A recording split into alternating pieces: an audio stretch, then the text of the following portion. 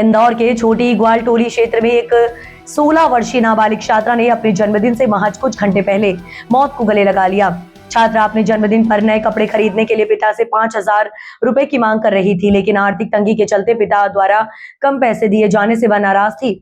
दरअसल छोटी ग्वालटोली पुलिस के अनुसार वंशिका पिता मिश्रीलाल बरोले, जिसकी उम्र 16 वर्षीय थी और वह कक्षा 11वीं की छात्रा थी, उसका गुरुवार को जन्मदिन था। अपने इस खास दिन के लिए वह नए कपड़े खरीदना चाहती थी, जिसके लिए उसने बुधवार को अपने पिता से 5,000 रुपए मांगे थे। वंशिका के पिता पेशे से ऑटो मैकेनिक हैं और परिवार की आर्थिक स्थिति बहुत मजबूत नहीं है। उन्होंने अपनी असमर्थता जताते हुए वंशिका को 3,000 रुपए दिए और कहा कि फिलहाल उनके पास इतने ही पैसे हैं।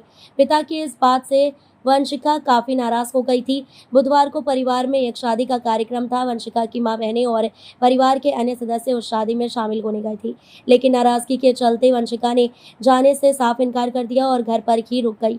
जब रात में परिवार के सदस्य शादी से वापस लौटे तो घर के भीतर का नजारा देख उनके पैरों तले जमीन खिसक गई। वंशिका घर में फंदे पर लटकी हुई मिली। परिजनों ने तुरंत पुलिस को सूचना दी। घर में जिस दिन बेटी का जन्मदिन मनाया जाना था, वहां उसकी मौत की खबर से मातम पसर गया है। फांसी लगा सर, 16 वर्षीय युवती के द्वारा आत्महत्या करने की जानकारी पाया सामने आई है, वो नहीं कर सकता।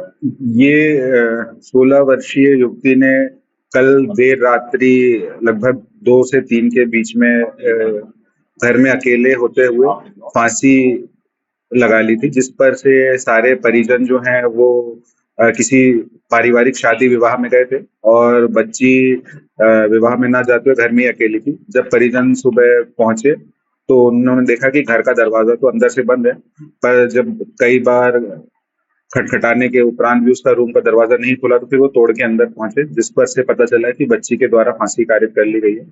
अभी तक की जो प्रारंभिक पूछताछ है उस पर घर वालों को किसी भी प्रकार से कोई विशेष शक शोभा नहीं है।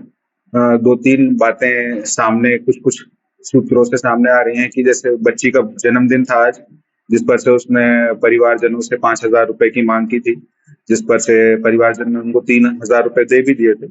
और कुछ जो बातें सामने आ रही हैं कि उसकी बड़ी बहन की शादी तय हो गई थी और उससे भी शादी के लिए पूछा जा रहा था।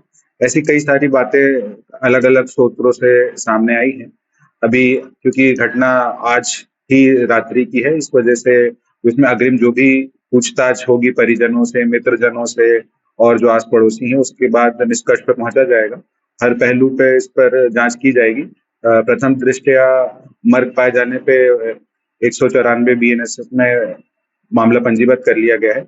बाकी असली मृत्यु का कारण और कोई शक शोभा नहीं है, वो PM रिपोर्ट और अन्य रिपोर्टों के बाद ही बताया जा सकता है। किसी तरह का कोई सुसाइड नोट या मोबाइल में सेव अभी तक किसी प्रकार का कोई सुसाइड नोट सामने नहीं आया है और बच्ची किसी भी प्रकार से कोई मोबाइल का उपयोग नहीं करती थी। जो भी उसको संपर्क करना होता था वो अपने पिताजी के मोबाइल से ही लोगों से बात करती थी।